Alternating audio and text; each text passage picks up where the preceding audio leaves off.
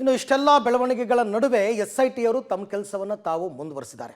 SIT ಅವರು ಇವತ್ತು ರೇವಣ್ಣ ಅವರ ಬೆಂಗಳೂರಿನ ಬಸವನಗುಡಿ ನಿವಾಸದಲ್ಲಿ ಎರಡನೇ ಬಾರಿಗೆ ಸ್ಥಳ ಮಹಜರು ಮಾಡಿದ್ದಾರೆ.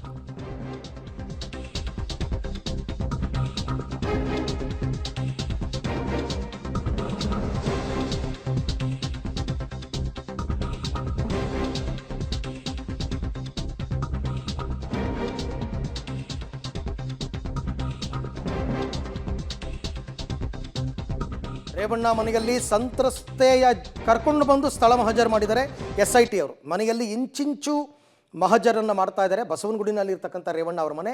ಈ ಹಿಂದೆ ಬೇರೆ ಪ್ರಕರಣದಲ್ಲಿ ಸಂತ್ರಸ್ತೆಯರನ್ನು ಕರ್ಕೊಂಡು ಬಂದು ಸ್ಪಾಟ್ ಮಹಜರು ಮಾಡಿದರು. ಈಗಲೂ ಕೂಡ ಮತ್ತೊಂದು ಪ್ರಕರಣದಲ್ಲಿ ಸ್ಪಾಟ್ ಮಹಜರ್. 10ಕ್ಕೂ ಹೆಚ್ಚು SIT ಅಧಿಕಾರಿಗಳು ಪಂಚನಾಮೆಯನ್ನು ಮಾಡ್ತಾ ಇದ್ದಾರೆ. ಜೊತೆಗೆ ವಿಡಿಯೋಗ್ರಫಿ ಮೂಲಕ ಸಂತ್ರಸ್ತೆಯ ಹೇಳಿಕೆಯನ್ನು ಕೂಡ SIT ಅವರು ದಾಖಲು ಮಾಡ್ಕೋತಾ ಇದ್ದಾರೆ. ಮನೆಯ ಹಾಲ್, ಪಾರ್ಕಿಂಗ್, ಅಡುಗೆ ಮನೆ, ಬಾಲ್ಕನಿ ಎಲ್ಲ ಕಡೆಯಲ್ಲೂ ಕೂಡ ಮಹಜರ್ ಮಾಡಿದ್ದಾರೆ. ಸಂತ್ರಸ್ತೆ ಹೇಳಿಕೆಯ ಜೊತೆಗೆ ಫೋಟೋ ಎವಿಡೆನ್ಸ್ ಕೂಡ SIT ಅವರು ಕಲೆ ಹಾಕ್ತಾ ಇದ್ದಾರೆ. ಸಾಮಾನ್ಯವಾಗಿ ಒಬ್ಬ ಸಂತ್ರಸ್ತೆ ದೂರನ್ನು ಕೊಟ್ಟಾಗ ತಮಗೆ ಎಲ್ಲಿ ಈ ರೀತಿ ಹರಾಸ್ಮೆಂಟ್ ಆಯಿತು ಅಂತ ಸ್ಥಳವನ್ನು ಕೂಡ ಹೇಳಿರ್ತಾರೆ. ಕೆಲವರು ಫೇಕ್ ಕಂಪ್ಲೇಂಟ್ ಕೊಟ್ಬಿಡ್ತಾರೆ ಅನ್ನೋ ಕಾರಣಕ್ಕೋಸ್ಕರ, ಅಥವಾ ಇದು ಕೂಡ ಒಂದು ಕಾರಣ. ಎಲ್ಲವನ್ನು ಕೂಡ ಸ್ಥಳ ಮಹಜರ್ ಪಾರ್ಟ್ ಆಫ್ ದಿ ಇನ್ವೆಸ್ಟಿಗೇಷನ್ ಮಾಡ್ತಾ ಇದ್ದಾರೆ. ಸೊ ಈ ನಡುವೆ ಪ್ರಜ್ವಲ್ ರೇವಣ್ಣ ಅವರಿಗೆ ದಿನೇ ದಿನೇ ಸಂಕಷ್ಟಗಳ ಸರಮಾಲೆ ಅಂತಕ್ಕಂಥದ್ದು ಜಾಸ್ತಿ ಆಗ್ತಾ ಇದೆ. ಒಂದು ಕಡೆ ಅವರು ನಾಪತ್ತೆ ಆಗಿದ್ದಾರೆ, ಮತ್ತೊಂದು ಕಡೆ ಇಲ್ಲಿ ಕೇಸ್ ಮೇಲೆ ಕೇಸ್ ಬೀಳ್ತಾ ಇದೆ.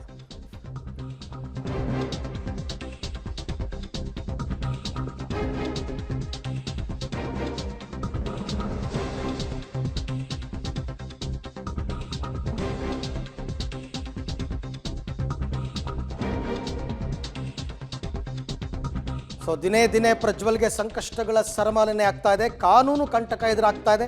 ಆಲ್ರೆಡಿ ಆಗೋಗಿದೆ. ಈಗಾಗಲೇ ಈ 3ನೇ ಕೇಸ್ ದಾಖಲಾಗಿದೆಯಲ್ಲ, 3ನೇ ಕೇಸ್ನಲ್ಲಿ ಕಠಿಣ ಸೆಕ್ಷನ್ಗಳ ಅಡಿ FIR ಅನ್ನು ಹಾಕಿದಾರಂತೆ. ಪ್ರಜ್ವಲ್ಗೆ ಬಿಗಿಯಾಗ್ತಾ ಇದೆ ಈ IPC ಸೆಕ್ಷನ್ಗಳು. ಯಾಕೆಂದರೆ ದೃಶ್ಯದಲ್ಲಿ ನೋಡ್ತಾ ಇದ್ದೀರಾ ಏನೇನು ಸೆಕ್ಷನ್ಸ್ ಹಾಕಿದ್ದಾರೆ ಅಂತ.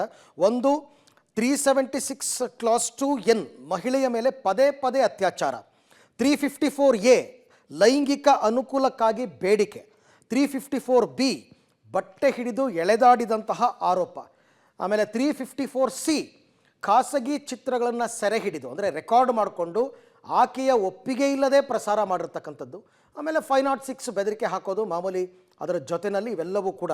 ಸೊ ಇದರಿಂದಾಗಿ ಯಾಕೆ ನಾವು ಕಾನೂನಿನ ಕುಣಿಕೆ ಟೈಟ್ ಆಗ್ತಿದೆ ಅಂತಂದರೆ, ಈ ಸೆಕ್ಷನ್ಗಳ ಆಧಾರದಲ್ಲೇ ಇವಾಗ FIR ಆಗಿರೋದ್ರಿಂದ ನಾಳೆ ದಿನ ಇವರೇನಾದರೂ ಆಂಟಿಸಿಪೇಟ್ರಿ ಬೇಲ್ಗೋ ಅಥವಾ ರೆಗ್ಯುಲರ್ ಬೇಲ್ಗೋ ಅಪ್ಲೈ ಮಾಡಿಕೊಂಡಾಗ ಜಾಮೀನು ಕೊಡೋ ವಿಚಾರದಲ್ಲಿ ಜಡ್ಜ್ ಇದನ್ನು ಬಹಳ ಗಂಭೀರವಾಗಿ ಪರಿಗಣಿಸ್ತಾರೆ. ಹಾಗಾಗಿ ಇವೆಲ್ಲವೂ ಕೂಡ ಜಾಮೀನು ಸಿಗೋದಕ್ಕೆ, ಆಂಟಿಸಿಪೇಟ್ರಿ ಬೇಲ್ ಸಿಗೋದಕ್ಕೆಲ್ಲ ಪ್ರಾಬ್ಲಮ್ ಆಗುತ್ತೆ. ಕಠಿಣ ಸೆಕ್ಷನ್ಗಳನ್ನು ಹಾಕಿ ಇವಾಗ ಪ್ರಜ್ವಲ್ ರೇವಣ್ಣ ಮೇಲೆ ದೂರನ್ನು ದಾಖಲು ಮಾಡಿದ್ದಾರೆ.